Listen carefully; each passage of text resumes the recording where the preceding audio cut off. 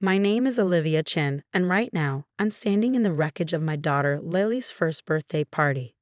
The cake I meticulously ordered is smashed. The decorations I handpicked are in shreds, and Amanda, my sister-in-law, is hosting a Facebook Live to promote her new business venture. All of this chaos, of course, was masterminded by my mother-in-law, Eleanor, who swore she just wanted to help. I should have seen this coming. The red flags were everywhere from the moment I married David 3 years ago. Eleanor and Amanda had always treated our relationship like a temporary inconvenience. I still remember Amanda's smirk at our rehearsal dinner as she raised her glass. "Oh, you're actually going through with the wedding," she said, tapping her perfectly manicured nails against her wine glass. "How brave." Eleanor was subtler, though no less dismissive. "David needs a strong woman," she'd say, her gaze sliding past me like I wasn't even there. "Someone who understands family values."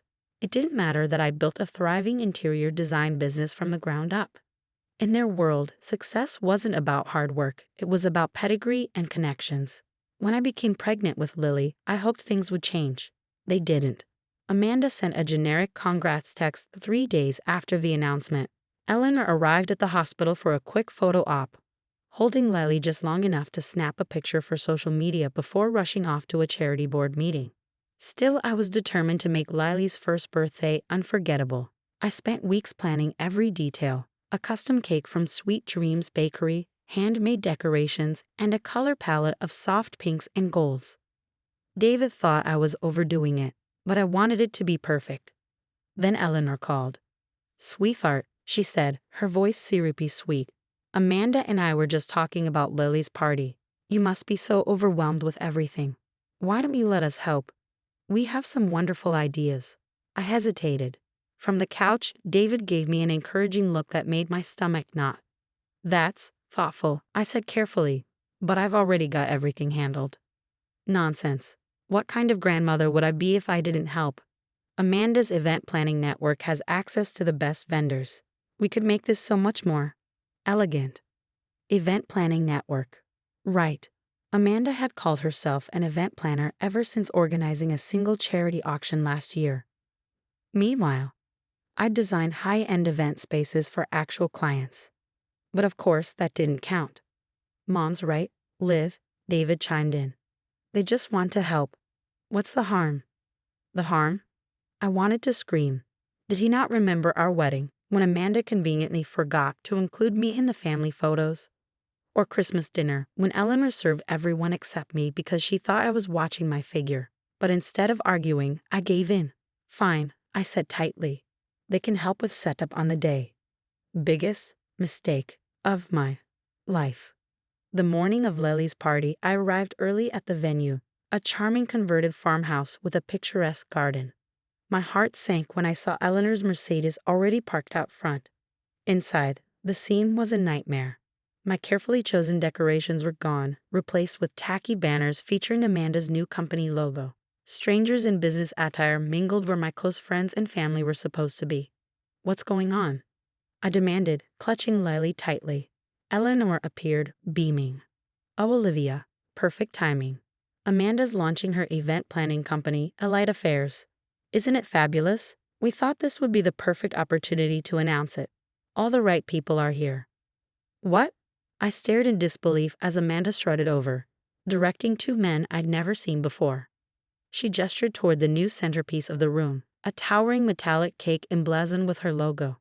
"We had to replace the original cake. Yours wouldn't have photographed well. Trust me, this one's much more sophisticated. I'm the professional after all." My throat tightened as I looked around, my vision blurring. This wasn't a birthday party anymore, it was a business launch. My daughter's milestone had been hijacked, and as I stood there, holding Lily, the full weight of their disregard hit me. This was just the beginning. They weren't just testing my patience anymore. They were testing my marriage, my dignity, and my ability to fight back. And for the first time, I realized I was going to have to stand up for myself in ways I never had before. My hands trembled as more strangers flooded into what should have been my daughter Lily's special day. I clutched her tighter, my chest tightening as the party I planned so carefully unraveled before my eyes. David finally arrived, his eyes lighting up as he took in the transformed venue. "Wow, Mom and Amanda really went all out." he said, completely oblivious to my distress. David, this isn't Lily's party anymore, I whispered, my voice trembling. Look around. They've turned it into a business launch. Before he could answer, Eleanor swooped in, her smile polished to perfection. David, darling, come meet the Andersons. They're on the country club board. Amanda's hoping to secure their gala contract. She ushered him away before I could say another word, leaving me alone with a fussing Lily as camera flashes lit up the room. Amanda had hired a professional photographer to document the day, not for Lily's birthday, but for her company's social media debut. My carefully scheduled events, Lily's cake cutting, her first attempt at unwrapping presents, had been completely ignored. Ladies and gentlemen, Amanda's voice rang out, cutting through the murmur of the crowd. She stood on a chair, holding a champagne flute. Thank you all for joining us for this very special event. While we're here celebrating my niece's birthday, she gestured vaguely in our direction without even looking at Lily. I'm thrilled to announce the official launch of Aita Affairs, your premier luxury event planning service. Applause erupted, drowning out Lily's cries. She buried her face in my shoulder, overwhelmed by the noise and unfamiliar faces. Desperate to comfort her, I headed toward the quiet room I'd specifically arranged for overstimulated children, only to find a sign on the door, VIP Networking Lounge, closed to guests. Perhaps you should take her home as she's going to be fussy, Eleanor suggested loudly, her voice dripping with condescension. We wouldn't want her to disrupt Amanda's presentation. Presentation, I echoed, incredulous. Oh, just a little PowerPoint, Amanda chimed in, smirking, showcasing my previous work, like the Petersons charity auction. You remember that one, Olivia? The event you wanted to design but couldn't handle. My cheeks burned. I had declined that job because I'd been on bed rest during my pregnancy with Lily. Amanda had swooped in, using my contacts to land a contract. David, I pleaded, finding him at the bar. Please do something. This is Lily's day. He shifted uncomfortably. They did put a lot of effort into this, Liv. And Mom's right, maybe Lily would be happier at home. She's too young to remember this anyway. My breath caught as I saw Eleanor slip something into Amanda's hand, my phone. They must have taken it from my purse while I was distracted. Amanda scrolled through my client list, her face lighting up. You'll never guess who just signed with Aita Affairs, Amanda announced gleefully to her Facebook Live audience. The Richardsons. Yes, the Richardsons, who are redecorating their estate. The room spun. The Richardsons were my clients. I'd spent months designing their project, and now Amanda was claiming them as her own. What a perfect birthday gift for my niece. Amanda continued, her smile sharp, knowing her auntie's business is already thriving. Oh, and I'm excited to announce Aita Affairs will now offer interior design services. My heart sank. This wasn't just about hijacking Lily's party. They were stealing my clients, my business model, and my reputation, all while my daughter cried in my arms. Desperate to salvage something, I slipped away to the kitchen, hoping to retrieve Lily's original cake. But when I opened the door, I froze. The beautiful, custom-made cake I'd ordered lay smashed on the floor. Oh, such a shame, Eleanor said from behind me, her tone insincere. Amanda's assistant must have knocked it over while setting up the corporate sponsorship display. But don't worry, our cake is much more photogenic. Tears stung my eyes as I stared at the ruins of what should have been a joyful celebration. This wasn't just thoughtlessness, it was calculated. They weren't helping, they were dismantling everything I cared about, piece by piece. But they'd underestimated me, because as I stood there, clutching my crying daughter, I realized I had something they didn't expect. Evidence. Evidence that could expose their scheming and turn their perfect plan upside down. I looked at my crying daughter, then at the ruined cake on the floor. Something inside me snapped.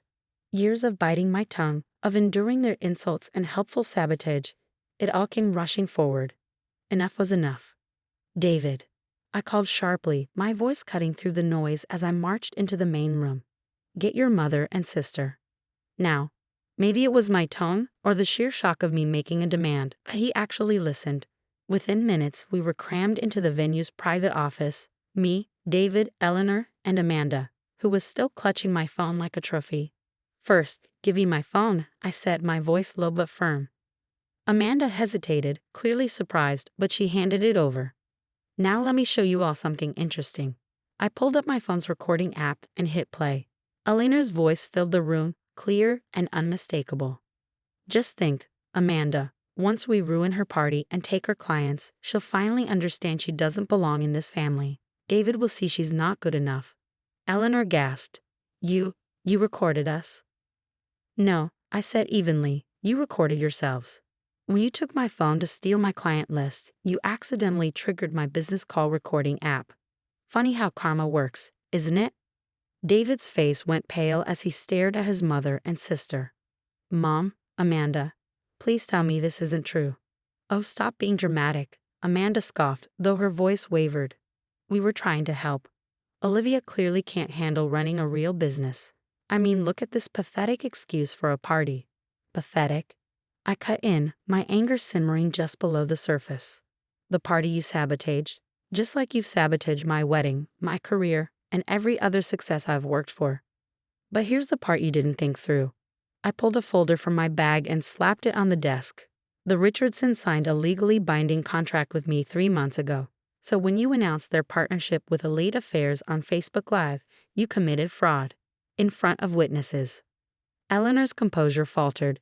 You wouldn't dare make a scene. Watch me, I said, heading for the door. Either you go out there and admit the truth, or I'll let my lawyer handle this. And believe me, they'll enjoy untangling your little stunt. David, Eleanor pleaded, turning to her son. Are you really going to let her do this to us? David looked at me, then at the recording still playing on my phone. His voice was quiet but firm. Yes, Mom, I am, because Olivia's right. This is Lily's birthday, and you've turned it into a circus. What happened next was as satisfying as it was chaotic. Eleanor and Amanda were forced to issue a public apology, stumbling through a humiliating retraction about the misunderstanding regarding the business announcement. Their guests, potential clients, and board members left in droves, realizing they'd been lured under false pretenses. Meanwhile, the staff, who'd overheard everything, retrieved Lily's cake from the back room, where they'd hidden it to protect it from Eleanor's upgrades. It wasn't picture perfect, but it was hers. And as Lily clapped her hands and giggled while smashing a slice of cake, I knew I'd made the right choice. David leaned close, his voice heavy with regret. I'm sorry, Liv. I should have seen what they were doing sooner. Yes, I said simply, you should have. But now you do. And things are going to change. In the weeks that followed, those changes became clear. Eleanor and Amanda's social standing took a nosedive. Turns out, people don't appreciate being manipulated for a fake business launch. My design firm, on the other hand, thrived, and as for David and me, we started marriage counseling, rebuilding trust, and setting firm boundaries. No more uninvited help. No more undermining. No more pretending everything was fine. Eleanor and Amanda weren't happy, of course, but they didn't have much choice.